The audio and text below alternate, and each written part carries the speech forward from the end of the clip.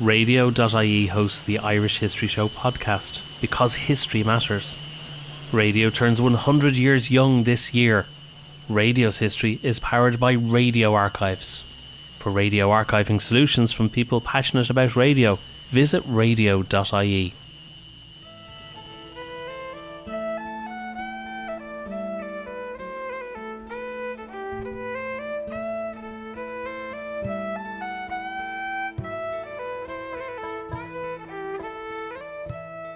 Hello and welcome to the Irish History Show. My name is Cathal Brennan, and as always I'm joined by my co-presenter John Dorney from theirishstory.com. Please check out radio.ie for all your radio archiving solutions, and you can visit our website irishhistoryshow.ie for a full archive of all our previous episodes. You can follow us on Twitter at Irish History Pod or on Facebook, facebook.com/The Irish History Show. If you get a chance, please take a moment to rate and review the show on Spotify, iTunes, Stitcher, or wherever you get your podcasts. If you hear an episode you like, please share it on your social media, as we are really grateful for all your support and we do appreciate you, the listeners. So we have a great show for you today. It's the first one in a long time. We've been on a very long hiatus, and we have a returning champion back again, Gerard Shannon, a historian from Skerries in County Dublin and a graduate of the School of History and Geography in DCU. Now, Gerard has been on before. You can find previous episodes with Gerard on the website, and most recently he was on talking about his biography of Liam Lynch, but this time he's talking about his new biography of Rory O'Connor, To Defend the Republic, and that's available from Merrion Press. Gerard, you're very welcome to the show. Thank you very much, Cathal. Great to be here.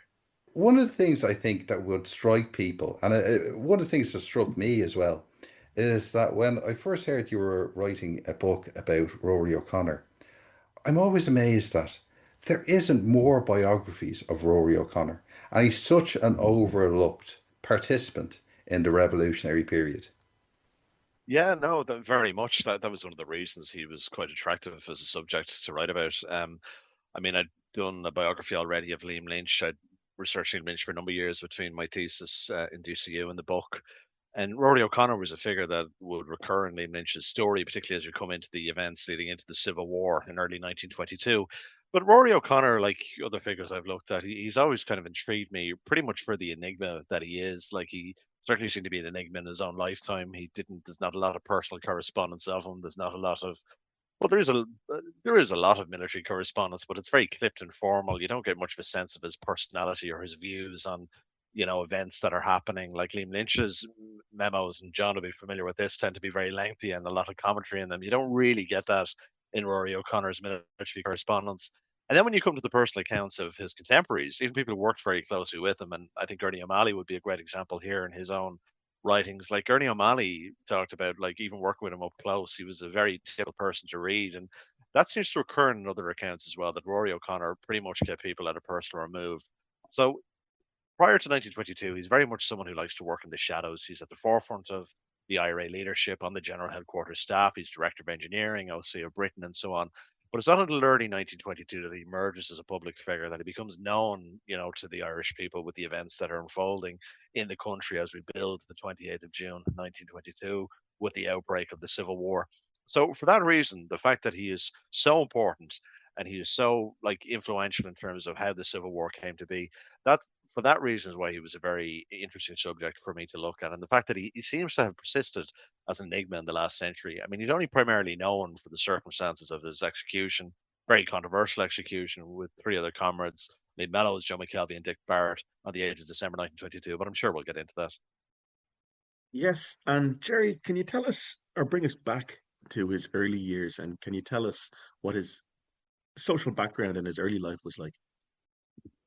Well, I think it would come as a surprise to many people. He was someone of, considerable privilege. You'd probably describe him as being from an upper middle class background. Born in November 1883, so he was actually nearly 40 by the time of his death. He was nearly a decade older than a lot of his contemporaries in the revolutionary movement. He was actually born on Kildare Street, if you believe it. The original O'Connor home is actually where the Department of Enterprise building is now. I know there's a push within Dublin City Council actually to get a plaque marking Rory O'Connor's birthplace. So ironically, he was born just across the road from our Leinster House, of course, where Dáil Éireann sits now. And he was the son of John and Julia O'Connor. They had several children. John O'Connor was a very prominent solicitor in Dublin. He had his own firm, but he became very active in the Congested Districts Board, and he was very much a supporter of the Dublin Castle colonial regime. Him and Rory O'Connor didn't really get on through, childhood and youth. And Rory O'Connor, even in one of his last letters, a very brief note that he writes to his father, refers to disagreements that they had in the past. And Geraldine Plunkett Dillon, sister of Joseph Plunkett, but a very close contemporary of Rory O'Connor, writes in one private letter in the 1950s about Rory O'Connor's family that his mother Julia kind of encouraged a home of love and culture and appreciation of high arts, but John O'Connor herself is a very cruel personality, and she makes reference to the fact that he thrashed his sons until they got older, and Rory wouldn't allow it anymore. He was particularly close to one sibling, Norbert O'Connor. Norbert recurs a lot in Rory's story. But Rory would have had a very kind of privileged education. He went to St. Mary's College in Rathmines. He was in Clongowes for at least 1 year, and he's actually listed in there in the 1901 census. Intriguingly, he's actually referred to as being fluent in Irish as well. He was actually originally born Roderick O'Connor, and Rory obviously is the kind of Gaelicized version of his name, so we can assume that he was reasonably proficient in the Irish language. And he goes to study engineering in the College of Sciences, and that's where he kind of gets his engineering expertise and so on.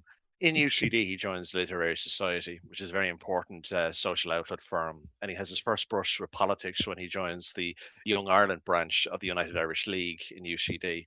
It's in the Young Ireland branch of the United Irish League where he meets Francis Sheehy Skeffington. He also meets Joseph Plunkett, of course, later one of the leaders of the 1916 Rising, beginning their very close association. And just to explain to listeners, like the United Irish League was essentially still with constitutional nationalism, but they were a slightly more militant counterpoint to the Irish Parliamentary Party. They're led by a man called William O'Brien. They would have felt that Redmond and the Irish Parliamentary Party's approach to Home Rule was too conservative, too moderate. And Rory O'Connor was very much part of that political grouping. But that's his only real brush at radical politics. He actually leaves Ireland in late 1910. He departs to go work on the Canadian Railroad. Just in terms of his politics, I mean, he's kind of a Catholic upper middle class, which is maybe 1 or 2 generations old. And, generally speaking, those people are home rulers at most, so they're often people aspire to serve in the Imperial Civil Service and stuff like that. Was Rory O'Connor's family particularly nationalist or otherwise inclined politically? There's no indication of that in what we have of his background. And like the only brush or mention of politics is that fact that his father worked, and was loyal to the Dublin Castle administration, and then Rory's own involvement then in the United Irish League. There's no mention of his interest in the IRB or republicanism at this point before he departs in 1910. So that's his only real brush with politics before then. Yeah, I mean, just one more comment on that, which is like, the parallels jump out with Ernie O'Malley, who of course is an IRA commander, contemporary of his, also similar social background. So his father is also working for the Congested Districts Board. It's certainly not a majority of the revolutionary generation, but there's some of them there. And Kevin O'Higgins, who we'll talk about again, is another one, come from that background. Like, are they atypical of their class, or is it a generational thing? Do you think that some of them get involved in the struggle for independence? I think at that point it's sort of atypical, really, because I mean at that point, I saw this when I looked at Liam Lynch as well. Like Liam Lynch, was very much a supporter of, I don't want to say necessarily Redmond, but like the Home Rule cause, definitely, and that was the political mainstream.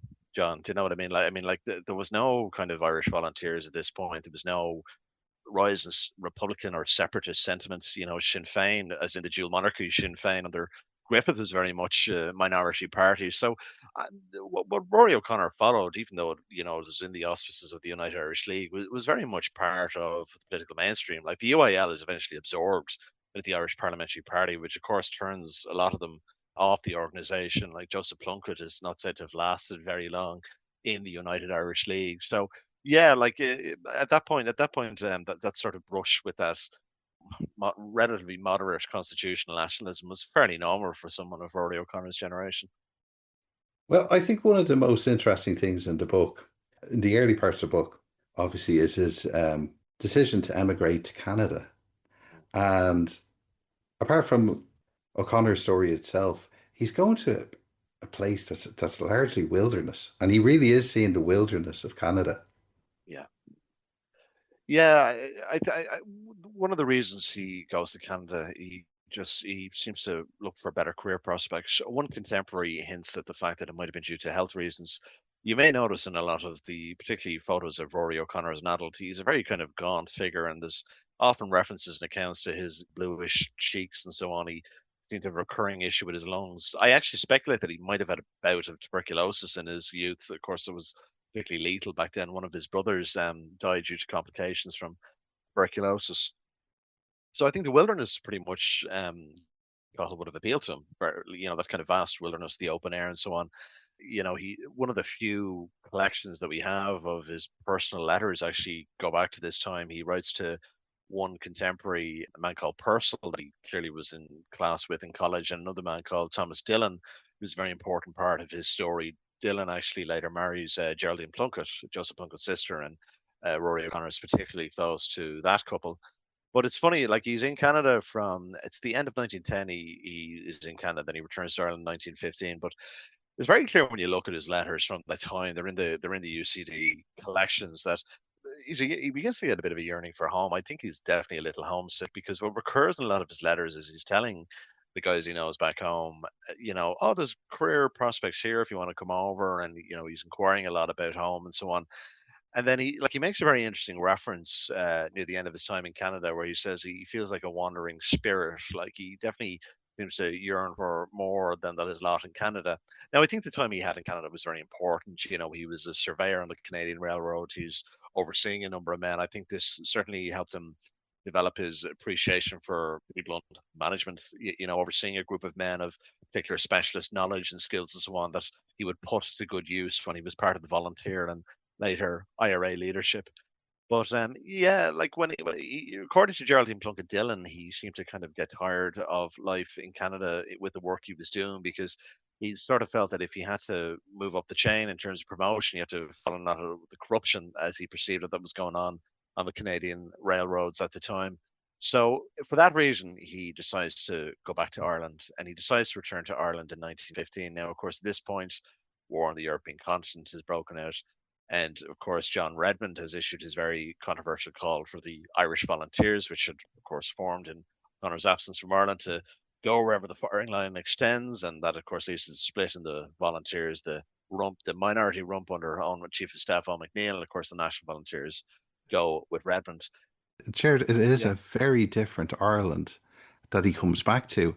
And I suppose that's the thing that you also get into in your book as well, is that he's having to reacclimatize himself with the Ireland of 1915, and how much things have changed since he left initially for Canada, and also find where he fits in this new Ireland. Yeah, it's a great point. Like in his entire absence, he's missed a enormous amount of political developments. Obviously the Home Rule crisis, the formation of the Irish Volunteers, the formation of the Irish Citizen Army, the Haute gun running, and so on. What always surprises me when I come to the sources that talk about Rory O'Connor this time, he comes back to an Ireland that is, the political situation has rapidly changed in his absence. Obviously, I mentioned the outbreak of war there as well. But he doesn't seem to really be aware of the drift of a lot of his contemporaries into more militant nationalism, i.e., republicanism, separatism, and that Geraldine Plunkett Dillon talks about when Rory returned to Ireland, and he goes out to visit Thomas Dillon in UCD. And Dillon, of course, was a lecturer at that point, and she has an argument with Rory O'Connor, because Rory O'Connor, as he said to Geraldine Plunkett Dillon and other contemporaries, he was hoping to go and join the British Army. He wanted to go and fight on the European continent. And again, I think this appeals to the fact that he referred to himself as a wandering spirit. He wants to see more of the world and so on, and perhaps maybe even fight for something greater than himself. This is a point of the book that I found, to be honest, a little frustrating to write. And this is where you deal with kind of, the absence of a specific source, or, certainly quotations from O'Connor directly himself. It's very clear when you look at, let's say, the likes of Geraldine Plunkett Dillon and others, that Rory fell back into the social circles that he left in Ireland in 1910. And a lot of those people have politically changed in his absence. Again, they've drifted towards the Volunteers. They've certainly lost sympathy with Redmond as war is raging and so on. So it seems to be within a few months, perhaps even within a few weeks, Rory O'Connor is swayed by Thomas Dillon and Joseph Plunkett, the kind of direction that they're going, the winds of political change for them. And that's when he then joins the Irish Republican Brotherhood and he joins the Irish Volunteers. He specifically becomes part of the engineering staff on Joseph Plunkett in the Volunteers. And of course, that brings him then into the IRB conspiracy that's beginning with the planning for the 1916 Rising. It's a common thing among Irish Republicans of this generation. Like, it's even true of Liam Lynch, Jerry, your previous subject, that they tend to have these what appear to be miraculous conversions, to the cause of Irish republicanism. And like, they're generally quite bad about explaining why this is. I mean, kind of sociologically, like, do you have any theory on this? Like, how people can suddenly devote themselves so single-mindedly to something without, an apparent trigger? Dermot Ferreter has often mentioned this, John, and I think it's a very interesting point that Dermot makes, like where he talks about that a lot of that generation didn't really sit down, and there are exceptions, of course, but a lot of them didn't sit down and kind of explain their reasoning for swaying towards Irish republicanism beyond freedom from British and imperial rule, of course. But what an Irish republic would look like, what was appealing about Irish republicanism and so on, beyond, let's say, maybe that's what they fought for in 1798 and 1803 and so on. But yeah, like even with Liam Lynch, I'd argue it was a little easier because like all sources agree Lynch witnessed the arrest of Kent brothers, and he knew Thomas Kent would later be executed. Like, I mean, I can at least say that he witnessed not Kent's execution, but he witnesses Kent's arrest and knowing he was later executed. And Liam Lynch said to others it was like the arrest of Thomas Kent that turned him on the path of militant republicanism. Rory O'Connor would probably be more typical, as you say, of like it's not very clear where the break came.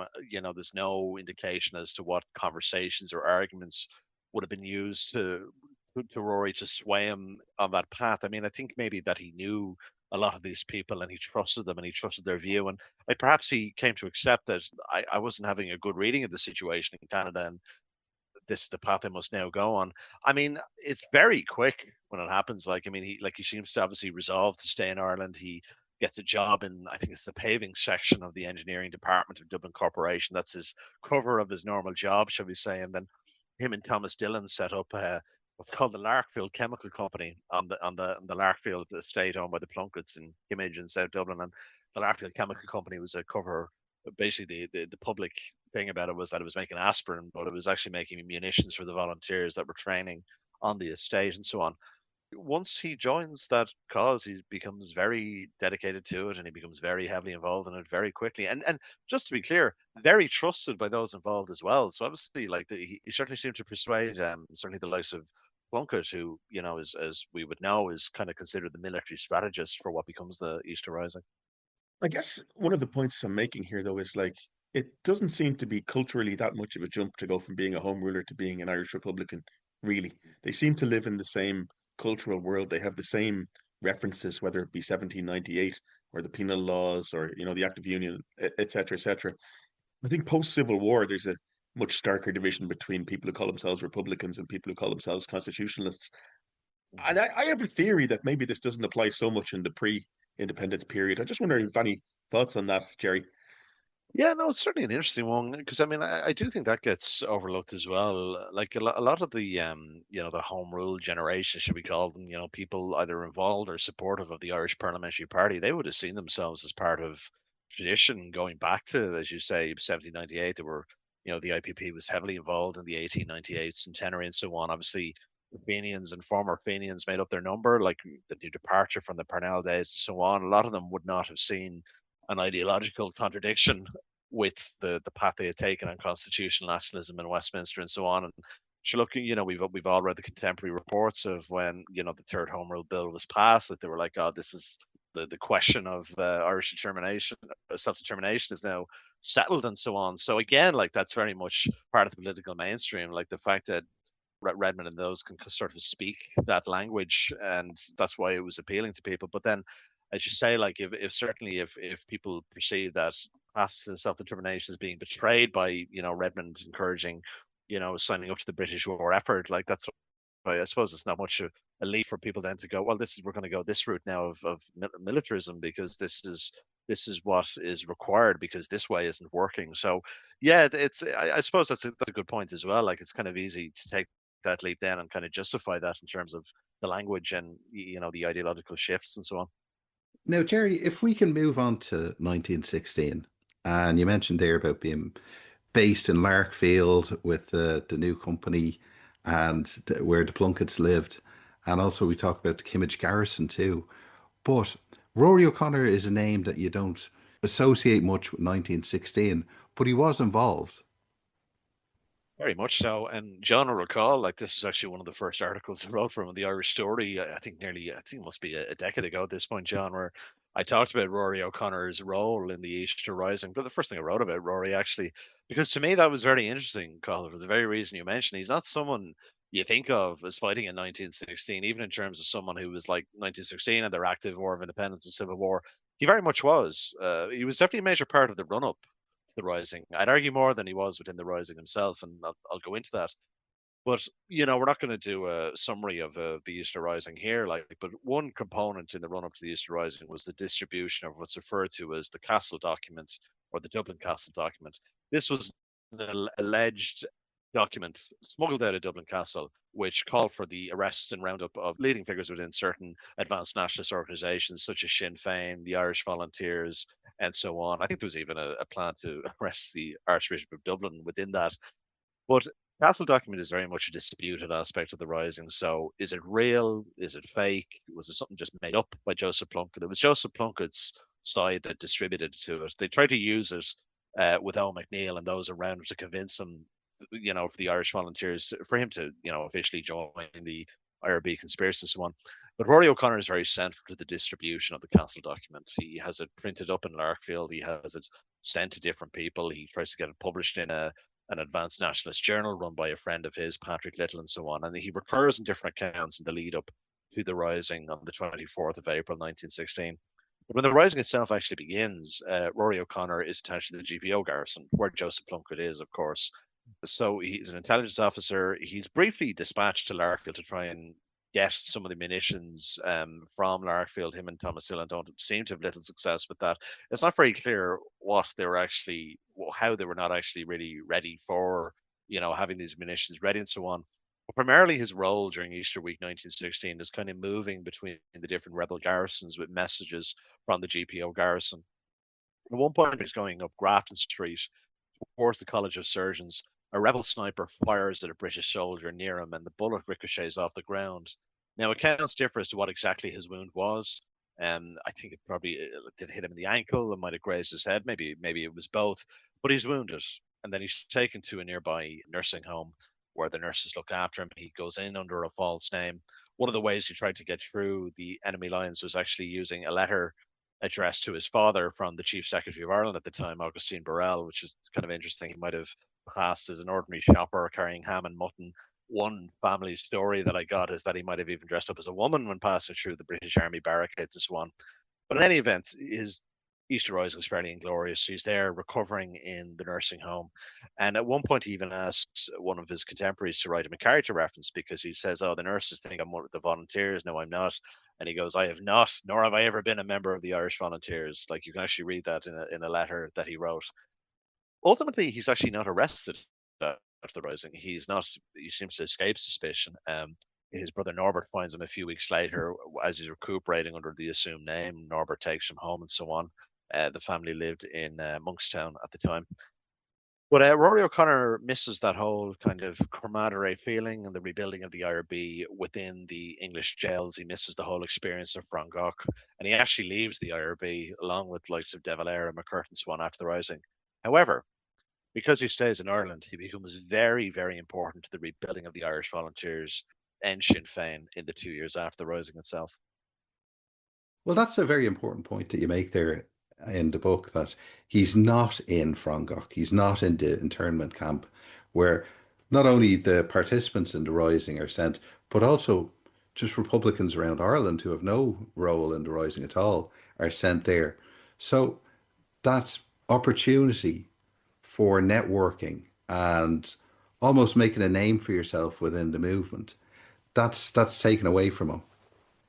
Very much so in terms of missing that Frank Gogh experience. But like it's very important to note that like a lot of the accounts that we have of Rory O'Connor in this time from late 1916 up until the general election, December 1918, he is very much an important player in the background. This is what recurs in, again, what others say of him at the time. He's very much the tireless worker, working behind the scenes, talking to people, very central to the rebuilding of the Irish volunteer movement in Dublin. He's actually credited with amalgamating the National Volunteers into the Irish Volunteers. A contemporary of his, Lawrence Nugent, you can read Nugent's Bureau of Military History witness statement. And Nugent says this, that Rory O'Connor was able to negotiate with the leadership of the very rump of the National Volunteers that were left at this point to amalgamate into the new kind of reborn Irish Volunteer organisation. And he's also very important to the by-elections that begin to happen. So obviously the first important by-election in 1917 is the election of Count Plunkett, Joseph Plunkett's father, in North Roscommon. And Rory O'Connor again recurs as someone who helped organise this election on the ground. You know, he sent people down the country to kind of bring word of the counts, you know, campaigning and so on, because very much the national media would have been against, you know, the separatist movement at this point. And he also joins the Count's short-lived political organisation, the Liberty League, and he's also referred to as being central to the negotiations to unite Sinn Féin under the one banner, because, of course, obviously, the aftermath of the Rising is called the Sinn Féin Rising, the Sinn Féin Rebellion. Not accurate, of course, but, you know, there's more Republican elements such as De Valera at the time, Brua, you know, and Rory O'Connor is part of the contingent that wanted more Republican-leaning Sinn Féin. So Rory O'Connor is mentioned as key to the negotiations that helped to bring the United Sinn Féin movement under De Valera in November 1917. So he's very much important at that point on the political side of the organisation as well. And it's in March 1918 he becomes a member of the General Headquarters Staff of the Irish Volunteers. He becomes the Director of Engineering under Chief of Staff Richard Mulcahy. This is the role that he has that takes him into the War of Independence. Before we get into the specifics, I mean, can you explain what the Director of Engineering in the IRA actually did or was supposed to do? So what the Director of Engineering was supposed to do, I'll do it both. So what he was supposed to do, and then what really Rory O'Connor's role morphed into as Director of Engineering. So Director of Engineering is essentially to oversee sabotage operations. That seems to be chiefly what it was. The idea would be that you would disrupt telegraph lines, you would disrupt rail lines and so on. You would help with the distribution of munitions and that. And Rory O'Connor, when you see in his memos to Richard Mulcahy, he always kind of he has these suggestions to have different people in different areas. So you'd have someone who deal with, let's say, telegraph wires, just have someone to deal with the formation of grenades and so on. Now this role kind of morphed because later on you had like the director of munitions and director of chemicals and so on. But initially this was all under the banner of engineering. And even at one point, because the Dublin Brigade was so important, the 5th Battalion was formed that was specifically just engineering to assist Dublin Brigade. So you not only had the engineering department with general headquarters, Rory O'Connor advised the 5th Battalion of the Dublin Brigade, which is chiefly engineers and so on. So that's specifically what his role was to be. And it also refers to himself as director of jail deliveries. This recurs several times, but particularly more early on in the War of Independence. But he's also involved in the escape of high-profile Republican figures, both in Ireland and England, and he often directly takes part in these operations. Well, that is interesting as well, because in this period, we think of him as the backroom man, the man who's given out instructions and advising and giving out orders, not directly participating in events. Very much so. So, as I said, he doesn't become a public figure until early 1922, but he's head of the engineering department. And this is where he builds up the prestige and reputation that he has within the revolutionary movement. This is why he becomes the unofficial spokesperson for the Anti-Treaty IRA later on. Now, Rory O'Connor's reputation as director of engineering, I mean, the most polite way to put it would be mixed. If you look at Ernie O'Malley's memoir, and even an interview that Ernie O'Malley did with Tom McMahon, who was on the engineering staff the whole way through with Rory O'Connor, the kind of consistent thing they say between the two of them is that they didn't feel that Rory O'Connor was very dynamic. He didn't have a lot of very fresh ideas. O'Malley even says at one point he didn't focus on developing basic munitions for the volunteers and so on. And that's their point of view on that. Like O'Malley, of course, was attached to the GHQ staff. It was very clear when you look at Rory O'Connor's correspondence with Richard Mulcahy, Michael Collins, and even Cathal Brugha, as Minister for Defence. Rory O'Connor is very much respected by his fellow leaders in the IRA. there's a lot between him and Collins, particularly in the matters of jailscapes and plan the logistics and so on. Like his expertise is valued, it's sought. He gives great detail, he gives great ideas, and he was aware of the shortcomings of his department. I mean, the IRA is operating as an underground guerrilla army. They don't have a lot of resources, particularly from late 1919 on, or it's very hard for them. Dáil is repressed and so on. And Rory O'Connor writes to Mulcahy, all the way up until early 1921 about suggestions to improve on the capabilities of the engineering department. He wants more staff, he wants people in more specialized areas and so on. You can see this in some very lengthy memos. So while the likes of O'Malley and McMahon are sort of critical of his leadership, that doesn't seem to be reflected in his dealings with Collins and Mulcahy. And again, as I said, Rory O'Connor himself is very aware of the failings or, the shortcomings of his department. No, I mean, everybody is not going to be liked, particularly in a military organization or a revolutionary organization. But Jerry, you uncovered one guy in particular called Patrick Lawless, who really didn't like Rory O'Connor, had nothing good to say about him at all. Can you just talk about that for a minute, maybe? Yeah, well, Lawless is very interesting. Joseph Lawless is the name he's attached to the Fingal Brigade. You can actually everyone can read Joseph Lawless's Bureau of Military History witness statements on the Irish Military Archives. Now, one thing I would say with Lawless's account, and this is something you always have to bear in mind with both the BMH, Ernie O'Malley interviews, even the pensions and so on, they're written sometimes very long after the fact. Lawless's one is written roughly about 3 decades after the Civil War.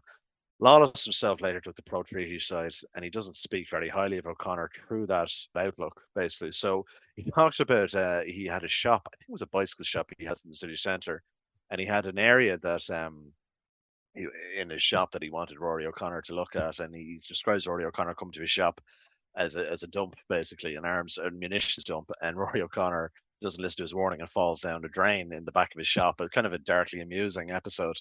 But Lawless then talks about Rory O'Connor in 1921, where they're both held in Arbury Hill Prison, and later in the Rat Camp in the Curragh. And Rory O'Connor apparently had an ambition to be leader of the Republican prisoners there. Rory O'Connor was briefly held by the British in early 1921 under an assumed name as well, but the British rightly suspected who he actually was. But Lawless, in his Bureau of Military History witness statement, says him and the other prisoners didn't think Rory was they felt he was mentally unbalanced and he wasn't fit to be leader of the prisoners. Now, that's the only place you see that assessment made. Lawless, if he felt he was mentally unbalanced, like Rory O'Connor had just been briefly tortured in Dublin Castle, but he doesn't seem to be making a specific reference to that. Lawless is very disparaging about Rory O'Connor's account, and he pretty much says that, seeing how Rory O'Connor and De Valera went on the treaty kind of pushed him to the pro-treaty side. He clearly has a great respect for Michael Collins, and he says, I had no time for the high-souled patriotism of De Valera and Rory O'Connor. So, yes, he's someone who doesn't speak of Rory O'Connor very highly. You say in a military organization, certainly in an underground, guerrilla army, like you're not going to get on with everybody. But I do think Lawless's perception is certainly impacted by his experience during the Civil War. And one man he did get on with, though, was Kevin O'Higgins, who at the time was working for the Underground Department of Local Government of the First Dáil. And of course, that ends very tragically in 1922. But can you tell us about their relationship during the War of Independence? Yeah, it was a very warm and close friendship, a genuine friendship. It's not something overstated. You can see this borne out. If you look in Kevin O'Higgins' papers in UCD, you can see a lot of the letters he wrote to his then future wife, Bridget Cole. Now, they don't. I think they stop in the late 1920, early 1921. The letters stop, but a lot of them are from the War of Independence period. As you mentioned, John, Kevin O'Higgins was attached to the Department of Local Government. He was Assistant Minister to W.T. Cosgrave. Now, Cosgrave was often in prison or on the run during the War of Independence. Kevin O'Higgins, by most historians, would be recognised as a very efficient administrator within the Department of Local Government. You're talking about Rory building up his prestige in the IRA. This is where Kevin O'Higgins cut his teeth as a politician, as an assistant minister in the Department of Local Government. Rory O'Connor seems to have worked closely with O'Higgins as essentially a private secretary to him. And you see in Kevin O'Higgins' private correspondence to his then future wife, he is absolutely delighted and over the moon. Rory is appointed as secretary. The two men seem to have an association before then, certainly known to each other. Sometimes it's misinterpreted that they knew each other in Clongowes. They didn't. Kevin Higgins is nearly a decade younger than Rory, so their paths wouldn't have crossed in terms of their education and that. But they seem to have certainly been known to each other by the time Rory is working with Kevin O'Higgins in 1920 in the Underground Department of Local Government. And Kevin O'Higgins, like you often see in his correspondence, he's very scathing of a lot of his contemporaries, particularly W.T. Cosgrave, actually. But Rory O'Connor, he speaks of so fondly, doesn't have a bad word to say about him. When Kevin O'Higgins' own father, Thomas, is briefly imprisoned in early 1921, he's actually briefly imprisoned alongside Rory O'Connor in Arbor Hill. And Kevin O'Higgins, though, he's really lamenting that Rory is in prison. He's absolutely delighted that Rory is imprisoned, or for his father's sake, that he's imprisoned with Rory, because Rory would look out for him and so on, and that. And obviously, like, we're not going to go into the execution just yet, but just to talk about the wedding and becoming the best man. We all know the very famous photos from O'Higgins' wedding where he's standing beside De Valera and Rory O'Connor. Rory O'Connor was his best man when he got married in October 1921. And when Kevin O'Higgins actually honeymooned in London, tagging along with the treaty delegation, I might add, you can see on the National Library of Ireland digital catalogue these notes that he wrote to Rory after he got married. And he refers to Rory as the bestest best man that ever rounded up a bridegroom. And he also says that he says he got as many compliments about his choice of best man as he did about the bride, like, which was funny as well, but again shows the closeness and fondness he had. Like, one contemporary even said it was very striking that Kevin O'Higgins made Rory his best man, and he didn't make one of his own brothers his best man. So again, it was a genuine, close, warm friendship that, of course, ruptured over the treaty, but I'm sure we'll get into that. Now, Jerry, we've mentioned a lot of the criticisms of Rory O'Connor during the War of Independence and his different roles within the IRA. What were some of the praise that he received for his role in the IRA during the War of Independence? I think what you see is that people appreciated his work ethic, and a lot of people appreciated his good humor and his willingness to get involved in certain operations. I mean, people speak very highly of him when we have successful prison escapes, be it Robert Barton from Mountjoy, or several others from Strangeways Prison in Manchester and so on in 1919. Again, you see this borne out in correspondence that he has with Collins and Mulcahy, that they're complimenting his expertise and they're seeking it out and so on. And people like the Plunkett brothers, George and Jack, Joseph Plunkett's brothers, they speak of him very highly. They worked with him on the engineering staff. Sean McBride, who was 18 years old at the time of the Civil War, is imprisoned with Rory in Mountjoy, and he says, I always got on very well with Rory. I was fond of him. I looked up to him like an uncle, because obviously he was well over a decade older. He was actually nearly 2 decades older than Sean McBride at the time. So you do see within a certain contingent appreciation for his abilities and skills. And I would argue that's the only reason he is able to become, again, as I said, the unofficial leader of the Anti-Treaty IRA in early 1922. I mean, one of the most important operations that he oversaw was the burning of Liverpool docks in late November 1921. He was appointed a very important role, OC of Britain, of the IRA in Britain in mid 1920. And because of this, but again, I would argue that's a recognition of his importance and prestige amongst his fellow leaders, that he's given another role, strike at the enemy at the very heart of British power in England itself. And he goes over, he oversees, he visits all the companies, he writes back lengthy memos to Mulcahy. He's very keen to survey them all and get them working. Now, there was plans for much more considerable sabotage operations, but it's the burning of Liverpool docks in November 1920 that is probably the most famous operation that he was involved in the planning for. It's not clear to me, was he actually there when it happened, as he would have been, with the prison escapes and other operations and so on. But that's a very important one. And again, this house builds up the respect he has amongst his fellow IRA leaders.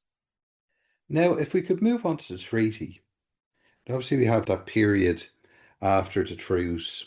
And do we have any idea at that time how O'Connor is thinking about the potential for a compromise, or what a negotiated settlement between Britain and Ireland, or Britain and the Dáil, might look like? Overall, he's regarding it with suspicion. He is said by more than one contemporary that he wasn't in support of the truce, but he went with the majority with that in July 1921. But with others, he would have been very suspicious of the treaty negotiations, and that when the treaty is signed on the 6th of December 1922, he's very unhappy with the terms, along with other IRA leaders such as Liam Mellows, Liam Lynch, John Russell, Seamus O'Donovan, and so on, Ernie O'Malley, of course. And he actually even proposes to Cathal Brugha, who was still Minister for Defence at the time, the arrest of the Sinn Féin plenipotentiaries, Griffith Collins and so on their return to Ireland. And Brugha refuses his permission to do that. And Rory O'Connor actually revisits this several times. He regards it as something of a lost opportunity. There's one account where we do see briefly that he might have seen the merits of the treaty, the stepping stone argument and so on. But when you see like the likes of Maura Comerford or his brother Norbert and so on, you can clearly you can see that he's agonizing over the treaty. Like, is this really worth it? Is this really what they fought for and really what they should, take a bet on, basically? Like, and it's by January 1922 when he's talking to a lot of senior IRA officers, like when the vote on the treaty is held and passes by a slim majority. I opened the book with this, and the 12th of January 1922. Rory O'Connor, on behalf of other anti-treaty IRA leading officers, writes a letter to Mulcahy, and they say they plan on holding an IRA convention because, in their mind, with the Dáil now disestablishing the Republic, the IRA should break away and still remain the army of the Irish Republic. But of course, this is where things get very complicated, as we all know. Yeah, and just to reflect on that, I mean, it's a little bit like when he becomes an Irish Republican in 1915 to 16. You do search for deep reasons as to why he's so adamantly anti-treaty, and they're kind of difficult to find, aren't they, Jerry? Very, very much so. I mean, I think it's funny. Like, some of his contemporaries do talk about what did he think of as republicanism, and republicanism to him was freedom from Britain, and to decide later, someone who was imprisoned in Mountjoy, but I mentioned this in the epilogue, said he was someone who didn't really consider social questions. So he certainly isn't really thinking of the stepping stone treaty argument and what they could take from the treaty and build upon with that. Be it control of public purse and building up their own army and so on. He's not really thinking of that. For him, it's just betrayal of what they fought for, what their contemporaries died for. And look, I have sympathy for the anti-treaty position, definitely. Like, I certainly, that doesn't mean I necessarily agree with everything the anti-treaty side did, particularly the anti-treaty IRA did following that. I mean, certainly when you're asking people to fight for something and you're watching people die for something, and then suddenly this treaty lands. I mean, like, I personally do feel the fact that the IRA, and particularly the IRA leadership, wasn't prepared for a compromise, and by the likes of Michael Collins, by the likes of Eamon De Valera, is an enormous failure of leadership on the part of Collins and De Valera in that. My own surmising of it, Rory O'Connor, was a lot of different reasons. I mean, we have scattered accounts of that, his conversations with other people, again, where he's clearly agonizing over it. Unfortunately, again, this is what we run up against. Like, unlike with Liam Lynch, where he wrote lengthy letters to his brother Tom, where you see Lynch really struggling with what to do with the treaty, and the fact that some of his former comrades are a lot more into it than he is. Like, we don't have that with Rory O'Connor, unfortunately. But again, he becomes very considerable opponent of the treaty itself. And it's from that meeting in his office in January 1922 where he drafts that letter to Mulcahy. He is kind of unofficially, well, not unofficially, but he's elected the unofficial spokesman of the anti-treaty IRA officers, again, which shows the respect and belief they had in his abilities. And this is where he begins to emerge as a public figure. And even like in the run up to the convention in March 1922, he becomes the unofficial spokesperson of the anti-treaty IRA. Yeah, and that, of course, brings us to his most infamous moment in terms of history writing and so on, which is the press conference in March 1922, where essentially he says that the IRA is disavowing the authority of the Dáil, the second Dáil, and he's asked, are we to have a military dictatorship? And Rory O'Connor infamously says, you can have it that way if you like. So, yeah, I mean, it's his most infamous moment in some way, Jerry. But I mean, how do you rate the importance of that in his life? It's very important. It's unfortunate for his historical reputation. It was a very foolish thing to say. It's a very dangerous thing to say, a very undemocratic thing to say. I agree with all of that. I do think he was speaking off the cuff. I do think he was speaking carelessly. He certainly wasn't speaking in terms of any set policy or something agreed. I think he was certainly mentioning something that probably had been discussed with the other anti-treaty IRA leaders. What's very interesting about where he has that press conference, he has it in the Suffolk Street offices of Coming Republic, to a very short-lived Republican Party that De Valera was the leader of, and Brugha and Stack were involved in, and so on. So it's not really a great advertisement for your political party that an IRA officer is threatening a military, or perceived to be threatening a military dictatorship in Dáil Éireann. Desmond Greaves briefly says in his biography of Liam Mellows that actually was a meeting point for the anti-treaty IRA leadership, as well as the officers of De Valera's party. But I haven't really found much evidence beyond that of what Greaves says. But otherwise, like, it's disastrous. Like, it's kind of a gift from heaven to their recently former comrades and their pro-treaty opponents, be it in the national press and wider civil society. It's used in pro-treaty propaganda since. Others, Todd Andrews says in his memoir that, it's not something as a young IRA volunteer he would have thought of very much at the time, but like he said, military dictatorship was just like the local IRA pushing people around. Like, that wasn't, people weren't thinking of Hitler and Stalin back then. Moss Toomey says, I think it's the historian Sean O'Mahony who interviews him, certainly, Mahony's papers, this interview, but Toomey says, well, it didn't reflect Liam Lynch's position. And what he meant by that was, like, Liam Lynch is over the 1st Southern Division, primarily the brigades in the southwest. Obviously, Lynch is anti-treaty, but this is where Toomey is referring to the tensions that begin to develop between the anti-treaty IRA in the southwest and the anti-treaty IRA in Dublin, of course, personified by Rory O'Connor.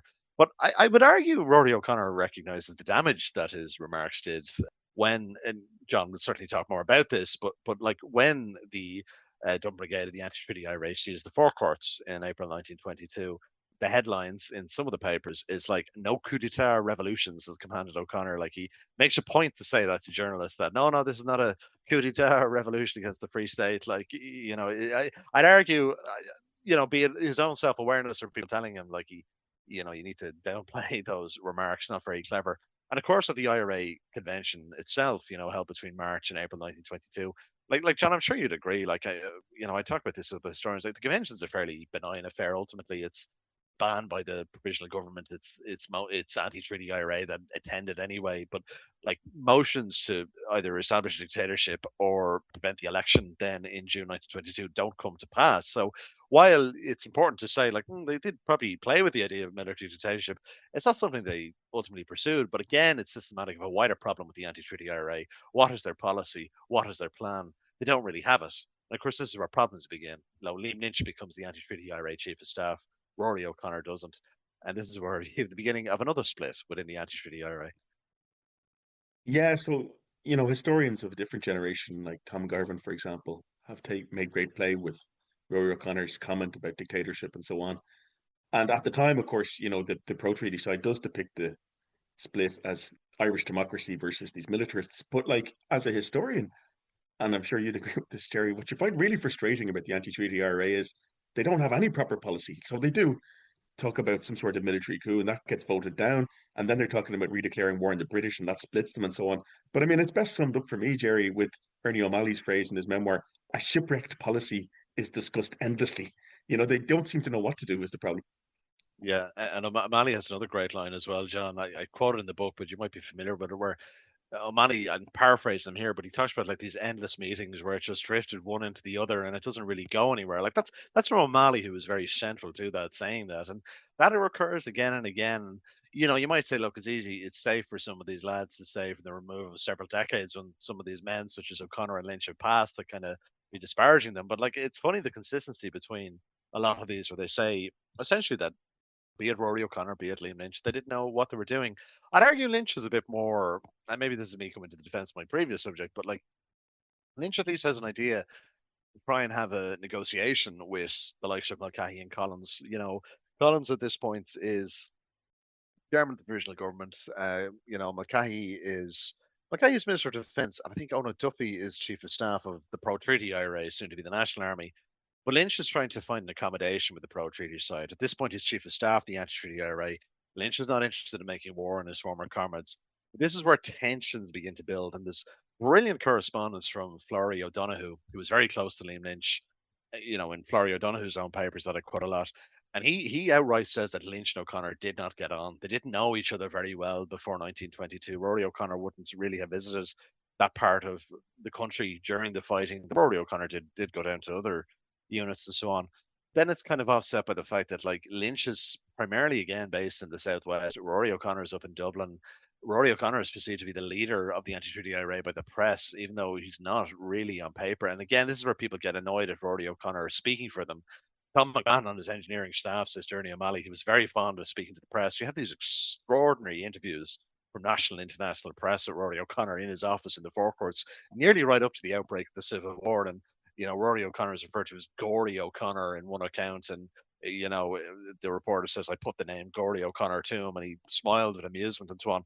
So interesting to note as well, actually, when the Anti-Treaty IRA executive is formed at the convention, Rory O'Connor, again, director of engineering, that makes sense. But he's also director of publicity for the Anti-Treaty IRA, which I'd love to, again, so frustrating. I don't know the reasoning for that, because I don't know what I'd be making him head of my publicity after press conference in March of that year.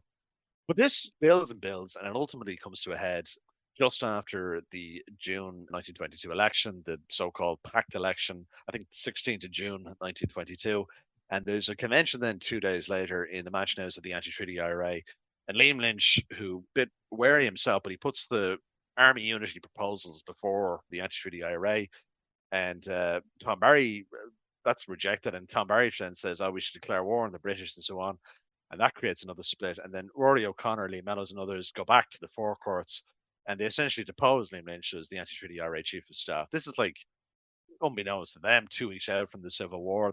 Joe McKelvey of the 3rd Northern Division is made the Chief of Staff of the Four Courts, and Liam Lynch and others are literally locked out. There's a fantastic interview that Sean Lamass gives Ernie O'Malley, where Lamass is the adjutant of the Four Courts garrison, and he goes down to the door, and Lynch and the others are arguing with the people at the door of the Four Courts to let them in. And the guys go to Lamass, what should we do? And Lamass goes, well, I'll tell you what I'm going to do. I'm going to go to bed. And he just leaves them arguing at the front door. But it's just descending into total farce at this point. Like even the famous picture of Liam Mellows in Bodenstown giving the oration. What's never commented on that, that's only the Four Courts garrison that attend that Wolftown commemoration in Bodenstown. Like Liam Lynch, the First Division, aren't there. Now, they seem to patch up their differences, and there's still further, meetings of the Anti-Treaty IRA executive in the Four Courts, but they're really, the unity is very tenuous by the time we get to the 28th of June, 1922. Well, Jared, what exactly was the thinking in taking the Four Courts in the first place? There doesn't seem to be any idea of where we push on from here, or how we defend it, or anything like that. It's just, we've taken it, and then what do they do? Well, I'd be curious John's thoughts on this as well. But like my reading of it is like, well, we'll get the official reason out of the way first. The official reason is that Rory O'Connor says to reporters, we needed a barracks, essentially, right? Okay, you needed a barracks. But the Four Courts is, like, even today, it's a fascinating, beautiful building complex, whatever. Obviously designed by James Gandon, who did the Custom House. But it's a very important symbol at the time. It's the center of the courts of criminal justice in the country, and it's taken Good Friday, 1922, close to the anniversary of Easter Rising. Itself was a garrison in the 1916 Rising. So, to me, the Four Courts is taken as a very important symbol. It's taken as a deliberate act of defiance against the provisional government and their pro-treaty comrades. I mean, people have said to me, "Oh, was it to kind of provoke the British?" I think that was perhaps some element to the thinking, but to me, it's just the symbolism of it. It's deliberate, provocative act. But again, go back to the tensions between Lynch and O'Donoghue, or the tensions that Florrie O'Donoghue refers to with Lynch and O'Connor.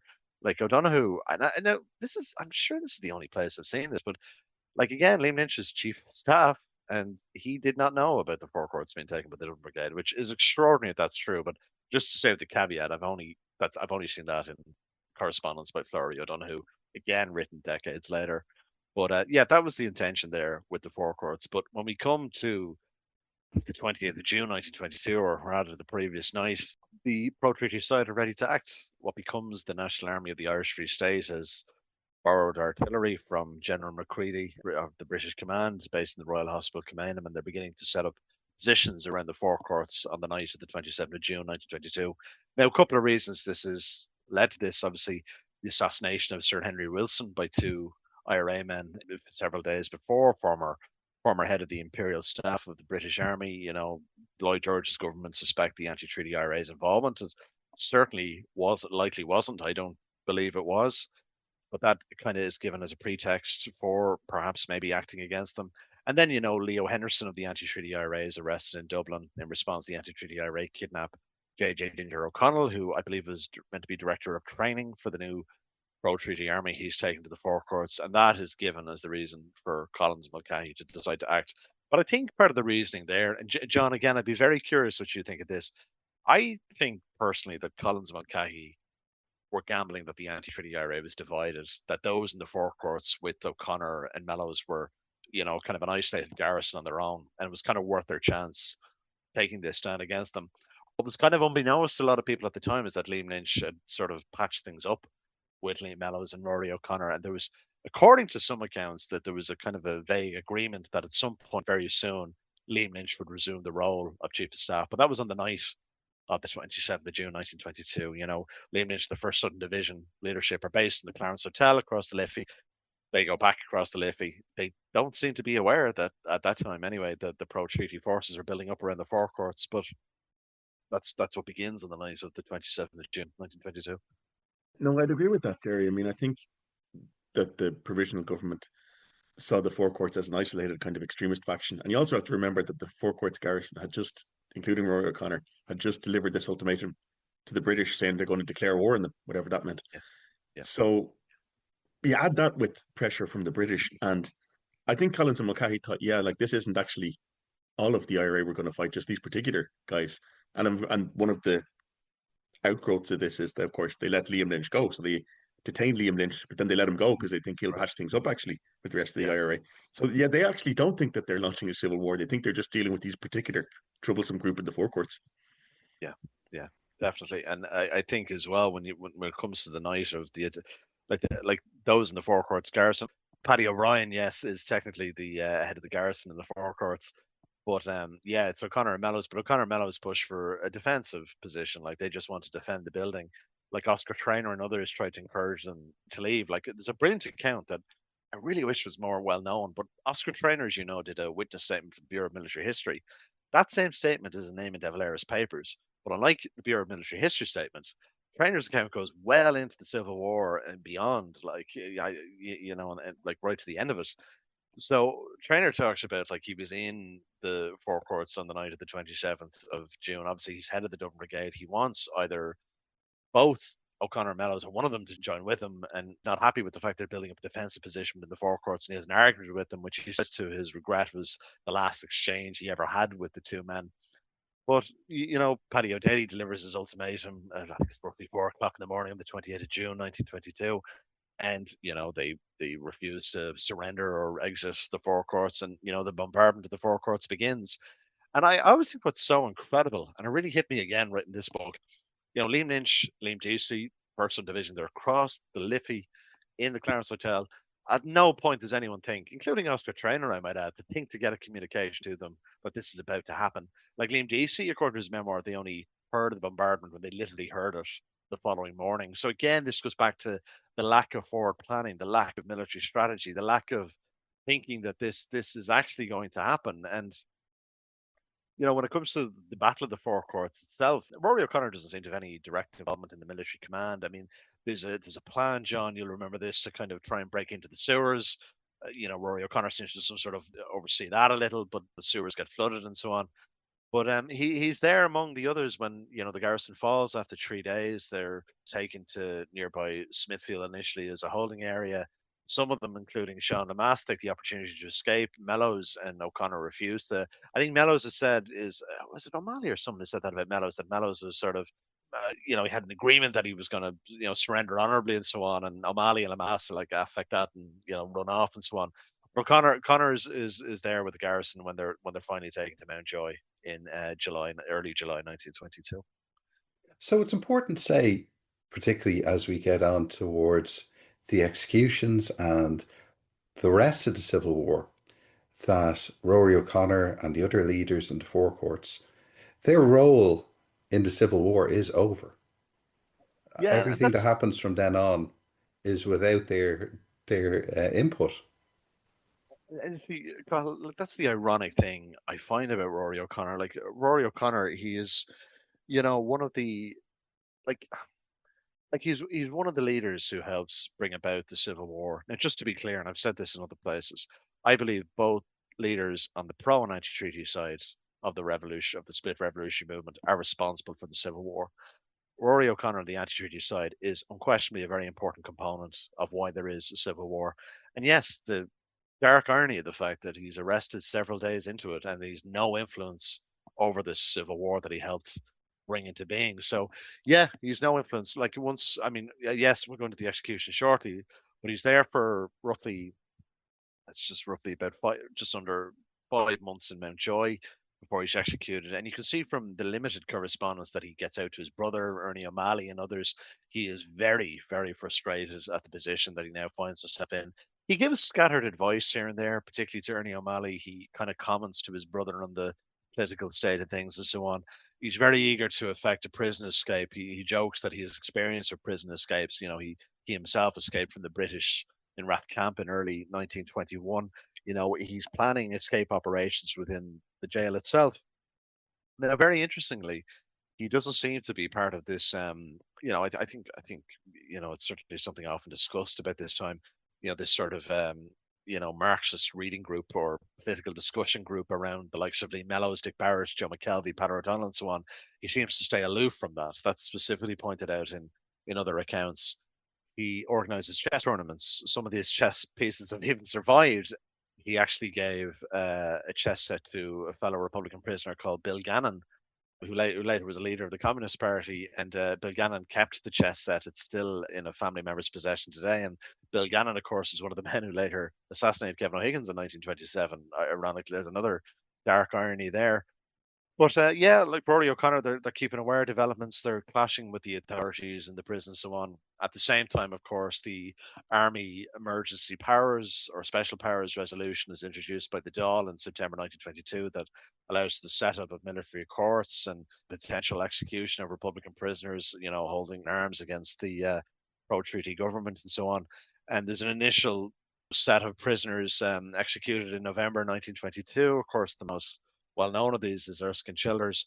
And Liam Lynch, who is the chief of staff of the Anti-Treaty IRA, now leading a guerrilla campaign in the field, issues orders requesting for the execution of, or the assassination rather, of pro-treaty TDs who voted for the resolution in September, allowing for the set up the military courts, even goes so far as to write a notice to the Speaker of the Dáil at the time.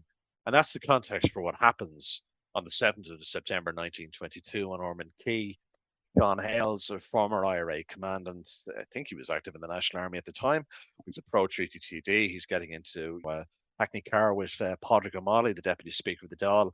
A member of the Anti-Treaty IRA Dublin Brigade opens fire, shoots two men. O'Malley is wounded. Sean Hales dies not long after. And, it's completely shocking. The death of Hales is condemned in the Dáil, condemned in the national press and so on. So you were talking there about the assassination of Hales, the shooting of Amalia. The Free State, the provisional government, feel they have to do something. They've already executed Erskine Childers. Do the likes of Liam Mellows and Rory O'Connor, do they feel like they're in any jeopardy at the moment because of the fact that they were arrested right at the start of the Civil War? No, there's no indication of that. None at all. Because the four young members of the Dublin Brigade executed in November, and of course, Erskine Childers, ironically found with a revolver once given to him by Michael Collins. They're arrested under the resolution that's passed by the Dáil in September 1922. They're taken before military courts and so on. I mean, what is primarily in the minds of those in the prison at the time is escape. There was an attempted escape in, I think it's October 1922. There's one prisoner killed in the attempted escape, and Dick Barrett is central to that and so on. That is what they're discussing in the prison, like on the night of the 8th of December 1922. You see this in the accounts of Pat O'Donnell and others, and I think Rory O'Connor was even playing a game of rounders in the prison yard and so on. They don't seem to be worried. They don't seem to be anxious. The cabinet meeting that Richard Mulcahy convenes on the 8th of December 1922, like, it's important to note as well, there's no signing of a death warrant. You always hear this, Kevin O'Higgins signed a death warrant. There's no such death warrant exists. What happens is Mulcahy comes to the cabinet on the night of the 7th of December 1922, definitely goes into the early hours of the morning, and he has four names, and there are, of course, Liam Mellows, Joe McKelvey, Dick Barrett, and Rory O'Connor, and he is suggesting that the cabinet agree to a reprisal execution. Now, this is outside the legal parameters established in September 1922. This is a deliberately illegal act by the government. Bear in mind, the Irish Free State had only come into constitutional existence 2 days before under the terms of the treaty, which Thomas Johnson, leader of the Labour Party, notes in the Dáil. But what Mulcahy is looking for is collective cabinet decision that they all agree to these reprisal executions for the death of Sean Hales. Now, I think enough of this four provinces idea, which is not mentioned contemporarily at the time.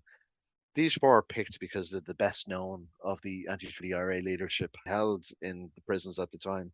Their deaths are specifically to demoralize and frighten the Anti-Treaty IRA, both in the field and in prison. At the time, they're encouraging Republican prisoners to sign forms of undertaking and so on. So, one by one, the cabinet agreed to this. Kevin O'Higgins is one of the last. He is not the last. But Kevin O'Higgins, according to the account of Ernest Blythe, really agonizes over the decision to execute the four men, particularly, of course, because of his closeness with Rory O'Connor and so on. But he does give his agreement to it. And I think biographers of Kevin O'Higgins have made a very good point here. He was kind of damned no matter what decision he made. What if he said, no, we'll pick someone else instead of Rory O'Connor? Or how about we execute none of them? He really was in a proper bind, Kevin O'Higgins. But it's an important component of his political legacy. He does agree to them, and so when we come to the early hours of the 8th of December 1922, you're saying that they expect it. They absolutely did not. It clearly came as a shock to them. One account says O'Connor even joked, Jesus, Cosgrave isn't as bad as that." But they're taken to separate cells, and Rory O'Connor writes some very moving final letters. He refers to the fact that he's dying on the feast of the Immaculate Conception, the same date he apparently made his first Holy Communion and so on. He talks about how proud he is to die for the Republic, but also that he forgives all his enemies, and there's a very strong element of forgiveness in his letters that I think is very striking and so on. So then we come to the executions. The four men are taken out to the yard of Mountjoy Jail, all of them executed together, and the other prisoners are not informed till early the next morning at Mass and so on. And that is the end of Rory O'Connor. So he's there executed with McKelvey, Barrett, and Mellows. Yeah, I mean, not to dwell on the grisly details, but I think there's a firing squad of 6 men each, usually, Jerry, isn't it? Yes. And Yeah. then there's like a coup de grace by an officer, usually at the end. Yeah, no, there's kind of different varying accounts of like those specific executions. There's one detail, and it really frustrates me. It's mentioned in books, and John, I'm sure you come across there's something mentioned in a book, but it's not cited where they got it. Like Ulick O'Connor uses it in his play Executions, but it recurs in some books that a lot of the firing party turned their guns specifically on O'Connor, and his coat went on fire. It's because it again shows how much Rory O'Connor had become a hate figure on the pro-treaty side. You see evidence of this in the press and everything, but he very much became apparently a focal point for the firing party. In the aftermath of the death, very controversial. Sean Hales' family issue a statement condemning the executions as a reprisal for the death of their family member.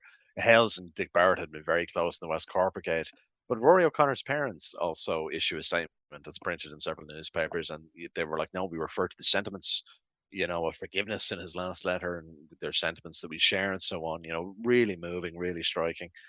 The deaths of the four men come as a total shock to publicans in prison and the field and so on.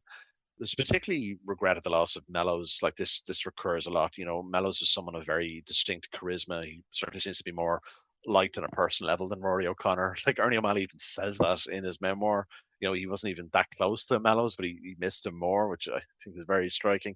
Rory O'Connor would be perceived as a dour, kind of distant figure, but he was a warm and humorous figure to people who really knew him, and that is borne out in accounts. But Mellows just seems to be someone held in very, very high regard by a lot of his contemporaries. That's borne out when how he was commemorated as well. But when we come to the debate that happens in the Dáil that morning, Mulcahy defends the executions. He reminds the deputies that, Molly and Hales were here coming to sit in this parliament, and that they were shot on their way to this parliament. And the most memorable contribution comes from, well, before we get into Kevin O'Higgins, like Thomas Johnson says, I'm afraid you strangled the new state at its birth, referring to the fact that Free State had only come into legal existence 2 days before. And Kevin O'Higgins, gives a very, Kevin O'Higgins' full speech is worth noting in full. It's this very robust defense of what the government needed to do in this conflict, and he dismisses that like there was vindictiveness. He goes, vindictiveness, great heavens, one of these men was a friend of mine, and he breaks down crying. The shock of those present, very emotional contribution. Ironically, Kevin O'Higgins becomes very associated with the executions. He probably the most like up until his death in 1927. Just to jump ahead slightly, I'll go back, but he becomes very much vocal defender of the Free State or those first few governments, years, but sorry, the first years of that government. One election rally in 1925, he shouts down Republicans in the audience, and he says, I stand over the 77, it was actually 81, but I stand over the 77 executions and 777 more if necessary. So he endures as a hate figure among Republicans Yeah, after the war. yeah. I mean, it's very affecting reading Kevin O'Higgins in the Dáil, and he is obviously very torn by the fact that he's ordered a friend of his to be shot. I mean, I do have there is a problem with this. I mean, even from our own perspective. So I mean, the pro-treaty governments say the Civil War is about legality and the rule of law and the rule of the people and so on and so on. But the executions, particularly the Mountjoy ones, and that's not the only thing in the Civil War, but particularly the Mountjoy executions, are completely illegal.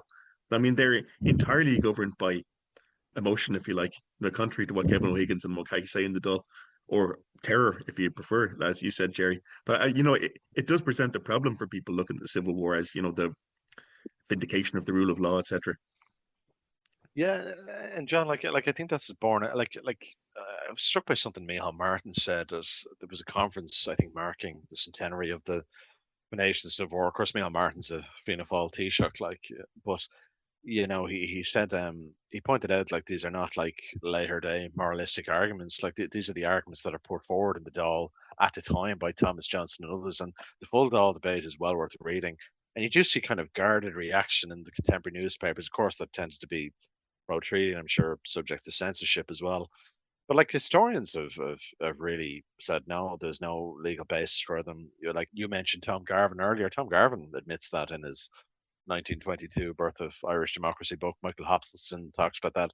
Sean Enright, himself a legal scholar, he's written great works on the legalities of some of these issues in the period, but he has a great book on Civil War executions, and he goes into this in great detail that there's absolutely no legal or moral basis for the executions of the four men on the 8th of December 1922. Like at the moment, there's a committee down in West Cork, the Dick Barrett Committee. They've done a lot of work. They've been going decades, but they've actually put in a legal petition to the government looking for a state apology for the executions.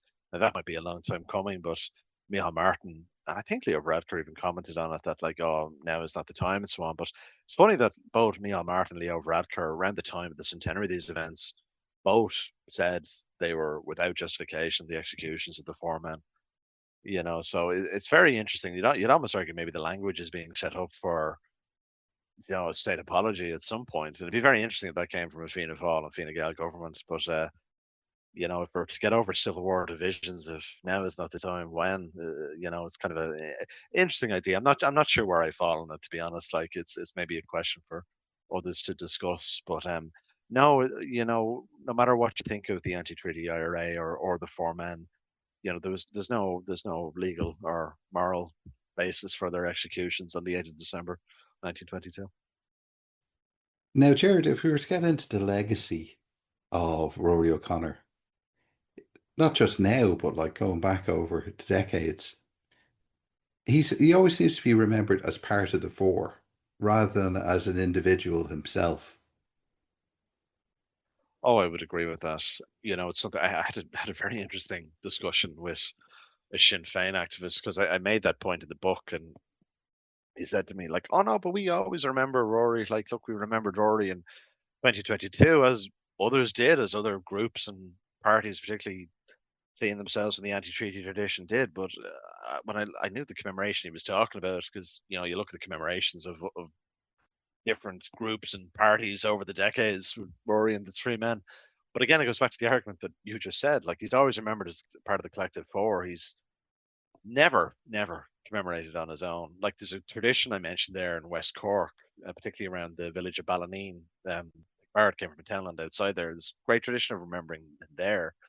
There's a great tradition of remembering Joe McKelvey in Belfast. I think the Sinn Féin offices on the Falls Road are named after him, and there's a GA club named after him. Lee Mellows, of course. Mellows has a bridge in Dublin, a statue in Dublin. He's a statue in Eyre Square in Galway. He's all these places named after him in Galway. He organised there. He was a TD there, and then he's buried in Wexford. There's things named after. There's a tradition of remembering in Wexford as well. Rory O'Connor. I think there's a housing estate in Monkstown named after him, where he was from. I think there's a flats named after him in Dublin, Rory O'Connor Place in the inner city there. But there's not much in terms of individual memorials and that. The only part of memorializing him was they used to be from the early 50s up until at least the late 70s. It might have gone on a little longer.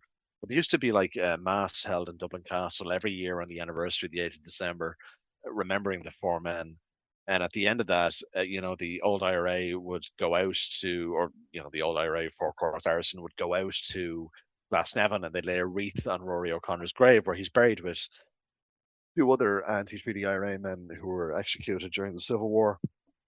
That's the only commemoration that I can see. And that's not a Rory O'Connor commemoration. That's just going to his grave at the end of the Mass to remember the four men. So I think because very much he was an elusive, distant figure in life, he had scattered speeches and so on. None of them have really kind of embedded in the popular memory, apart from the rather disastrous comment he made at the press conference. Didn't leave behind a lot of writings, unlike Mellows, particularly the stuff he wrote in Mountjoy. None of that has really endured. I mean, he's primarily remembered because of his friendship with Kevin O'Higgins and the circumstances of his death. But what I tweeted out in the book is that he was someone, even though he was a background player, even though he was someone who was distant, he was very much an important component of the IRA leadership during the War of Independence, very much an important part of that leadership that, was able to bring the IRA to the point of the truce in 1921, paved the way for the freedom that became the Irish Free State, even though it wasn't the Irish Republic they had fought for. So he was a very important component of revolutionary movement in that sense. And that's even before we talk about his involvement in the political side of things. The by-elections were very important path to the success in the December 1918 election. And again, it just recurs that he's an important background player. But then, we come to early 1922. It's very important to understand him and his life and his influence as much as possible, because he is one of the individuals that bring about the Civil War and the outbreak of the 28th of June 1922, because he becomes so associated with the leadership of the Anti-Treaty IRA. But the point I make in the book, even acknowledging all that, it's because of the circumstances of his death that I think he'll always be primarily remembered. But I hope with the book I illuminate him a bit more, just bring him out of the shadows a bit more, because certainly he certainly seemed to be a divisive figure in his lifetime, but he is a very important one, and it's important we try to understand him and understand his role in this very important period in Irish history. Well, Jared, thank you very much. We really appreciate having you on the show. And to everyone who's listening, Jared's new book, Rory O'Connor, Defend the Republic, is available from Merriam Press, and it's in all the good bookshops at the moment. So you can follow us on Twitter at Irish History Pod, or on Facebook, facebook.com/The Irish History Show. And if you get a chance, please take a moment to rate and review the show on Spotify, iTunes, or wherever you get your podcasts. And if you hear an episode you like, please share it on your social media, as we really do appreciate it. And we're very grateful for all the support we get from you, the listeners. And on the website, you can go back and find previous episodes where we've spoken to Jared about Liam Lynch and Sean Russell. So they're well worth a listen as well. And please check out radio.ie for all your radio archiving solutions. So on behalf of myself, Cathal Brennan, and my co-presenter John Dorney from theirishstory.com, thank you very much for listening.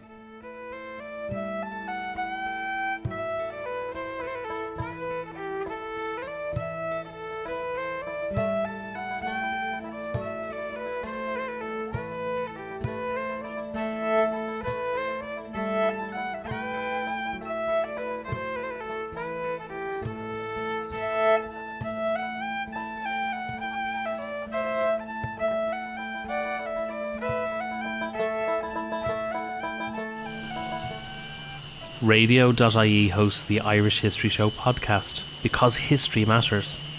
Radio turns 100 years young this year. Radio's history is powered by radio archives. For radio archiving solutions from people passionate about radio, visit radio.ie.